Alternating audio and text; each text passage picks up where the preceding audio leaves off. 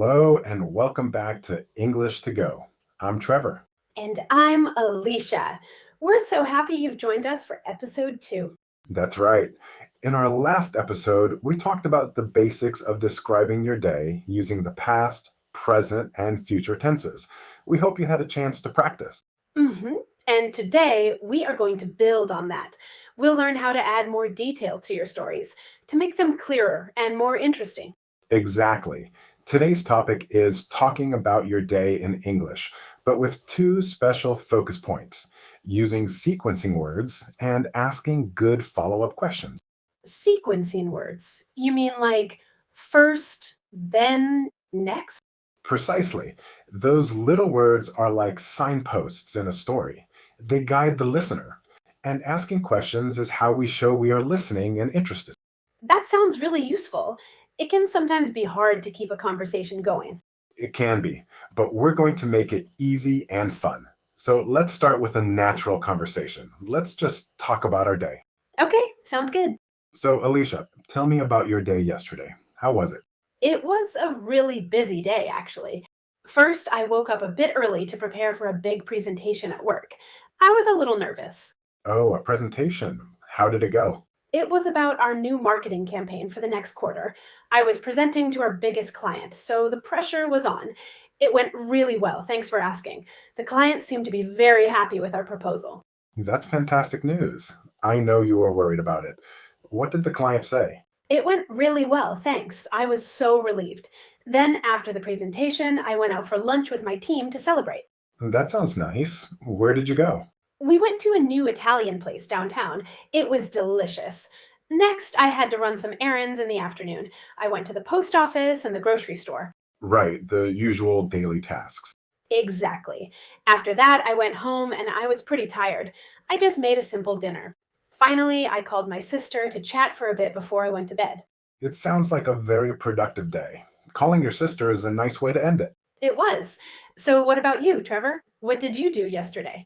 My day was a bit quieter. First, I went for a long walk in the park in the morning. The weather was beautiful. Oh, that sounds lovely. Which park did you go to? Riverside Park. Then I spent a few hours reading a new book I bought. It's a mystery novel. Is it good? It's fantastic. I can't put it down. Next, I did some work on my computer answering emails. After that, I decided to try a new recipe for dinner. I made a spicy lentil soup. Ooh, you cooked.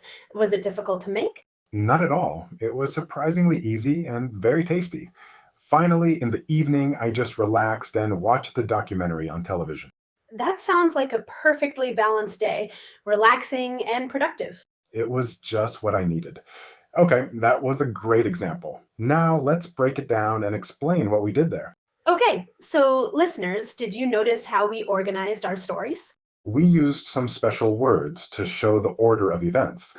We call these sequencing words. The ones we used are first, then, next, after that, and finally. They really help the listener follow the story. It makes it logical and easy to understand. Exactly. Let's look at them one by one. First, we have first. This one is easy. It signals the beginning of your story. For example, first I woke up. It's the very first action of the day. Simple. Next, we used then and next. These words are very similar. You can often use them interchangeably to show the next action in the sequence. Right, so you could say, first I had breakfast, then I went to work. Or first I had breakfast, next I went to work. They mean the same thing. Correct. And after those, we have after that. This is also very similar to then and next. It just connects one action to the one that follows it. I finished my work. After that, I went for a walk. It's great to have a few different options so you don't say then all the time. That's a very important point, Alicia. Variety makes your English sound more natural. And the last one is finally. This signals the end of your story or your list of activities. Finally, I went to bed. It gives a sense of completion. The story is over. It does. Now, there was a second important part of our conversation the question. Yes, I noticed we asked each other a lot of questions, like, how was it? Or what happened next? These are called follow up questions. They are essential for a good conversation. When someone tells you something, asking a question shows that you are listening and that you are interested. It keeps the conversation from stopping. If you just say okay or the other person might think you're not interested. Exactly. Good follow up questions are often simple. When Alicia said she had a presentation, I asked, how did it go? When I said I cooked a new recipe, she asked, was it difficult to make? They invite the other person to share more details. You can ask about feelings like, were you nervous or did you enjoy it? Or you can ask for more information like, where did you go or who did you go with? They are powerful tools to turn a simple report of a day into a real engaging conversation. So, to summarize, use sequencing words to structure your story and use follow up questions to show you're listening. I think it's time to see these skills in action in a different situation. I agree. Let's do a couple of short role plays. For the first one, imagine, Alicia, that it was your first day at a new job. I'm your friend, and I'm calling you in the evening to ask about it. Okay, I'm ready.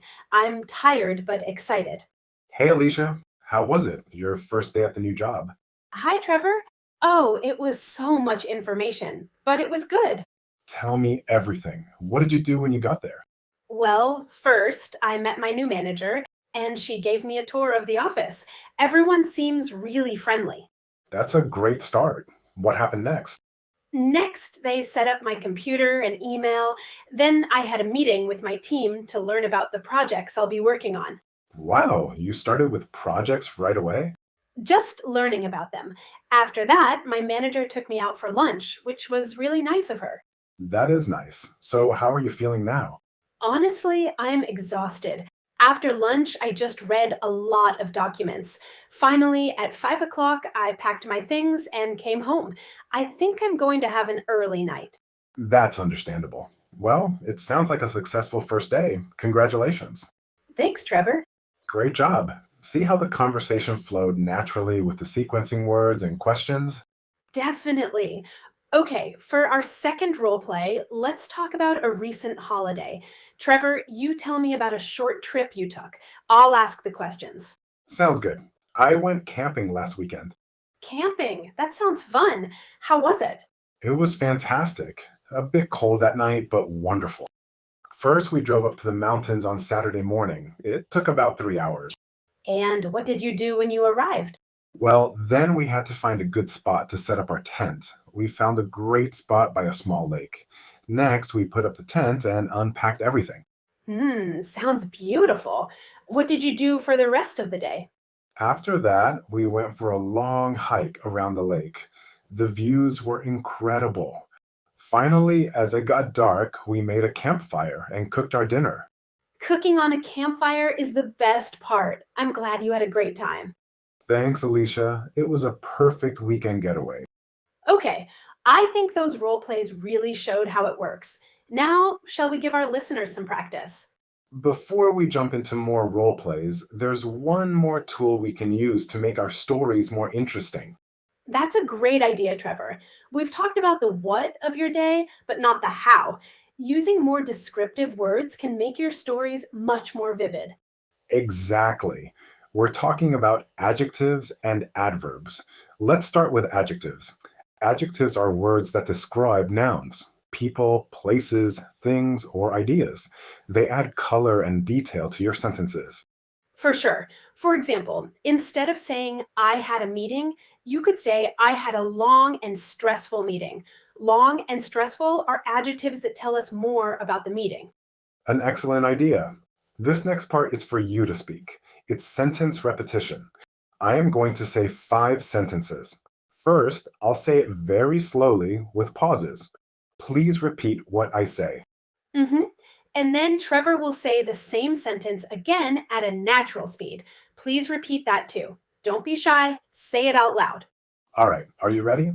Here is sentence number 1. First, I started my day with some exercise. Now at normal speed. First, I started my day with some exercise. Great. Sentence number two. Slowly. Then I took a shower and got dressed. And now at natural speed. Then I took a shower and got dressed. You're doing well. Number three. Next, I went to the supermarket. Natural speed. Next, I went to the supermarket. Excellent. Sentence four. After that, I came home and cooked dinner. And now natural speed. After that, I came home and cooked dinner. One more to go. And number five. Finally, I relaxed and watched a movie. Natural speed. Finally, I relaxed and watched a movie. Wonderful work. Repetition is such a good way to build confidence. It really is. Now, for our next section, it's your turn to build the sentences yourself. That's right. This is guided practice. We will ask you some questions about your day yesterday. Please answer the questions out loud. Try to use a sequencing word in your answer. Ready? Okay. First question. Think about yesterday morning. What was the first thing you did after you woke up? You could start with, first, I take your time to think and speak. Good. Now, what did you do after that? Tell us the next thing you did. Maybe you can start with, then I, or next I. Go ahead. Okay, excellent. Let's move to the afternoon. What did you do in the afternoon yesterday? You can use after that I. Tell us about your afternoon. Wonderful. One last question. Tell us about the last thing you did yesterday before you went to sleep. Try starting with, finally, I were listening. Fantastic practice. It might feel strange talking to yourself, but it is one of the best ways to improve your speaking skills. It really is. Now, before we finish, we want to talk about one common mistake that English learners often make. That's right. This mistake is overusing the word and or giving answers that are too short. Right. For example, if someone asks, how was your day? A very short answer would be good. It stops the conversation. Or sometimes learners will connect every idea with and. For example, I woke up and I had breakfast and I went to work and I had a meeting and I ate lunch. While that is grammatically okay, it doesn't sound very fluent or interesting. It's much more natural to use the sequencing words we learned today. So instead of that long sentence with and, you could say, first, I woke up and had breakfast. Then I went to work and had a meeting. After that, I ate lunch. It's a small change, but it makes a big difference. It helps organize your thoughts and makes you easier to understand. So, our friendly advice is try to give a little more detail and try to replace some of your ands with first, then, next, or after that. I think that's a fantastic tip. All right, we have covered a lot today. Let's do a quick summary of the main learning point.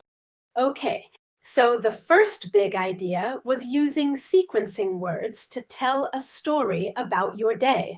Those words are first, Then, next, after that, and finally.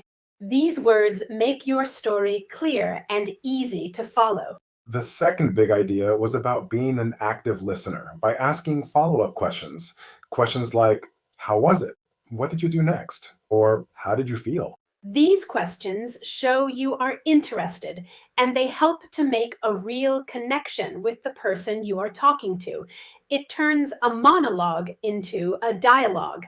That's a perfect way to put it. You have done some amazing work today just by listening and practicing with us. We hope you feel more confident about talking about your day in English. And to help you practice, we have some simple homework for you. That's right. Your homework this week is to find one person. It could be a friend, a teacher, a family member, and tell them about one of your days. Your challenge is to use at least 3 of the sequencing words we learned today. first, then, next, after that, or finally. And if you're feeling brave, try to ask them a follow up question about their day too. Practice is the key to progress. We would love for you to join us again for our next episode. In episode 3, we're going to be talking about how to make plans with friends in English. It's going to be another practical and useful session. Thank you so much for listening and learning with us today. Yes, thank you. Keep up the great work, and remember that every step you take is progress. Have a wonderful week. Goodbye for now.